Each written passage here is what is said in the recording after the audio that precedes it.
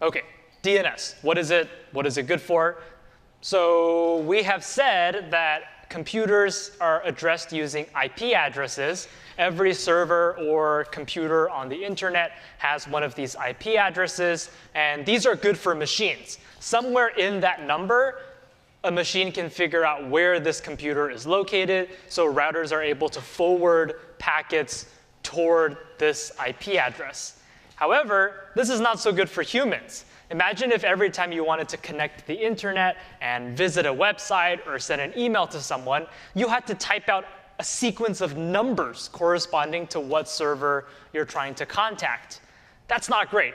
You don't remember what these numbers mean. I don't remember what these numbers mean. These are not great for humans.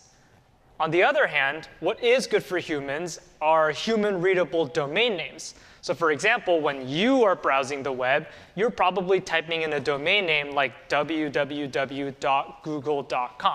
These are good for humans because they can contain words and phrases, and we're much better at remembering these than we are at remembering sequences of numbers. However, these are bad for machines. If I tell a machine to send a packet to www.google.com, those words don't tell the machine where the server is. So we have a mismatch. Computers want IP addresses, humans want domain names, and we need some way to translate between the two types of addressing.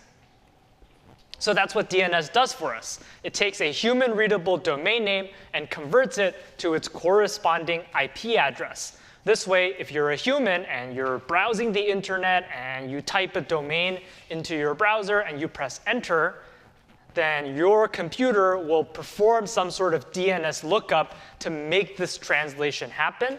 That way, your computer knows the corresponding machine-readable IP address and can send packets using that machine-readable IP address. So this is the thing we're going to try and design today.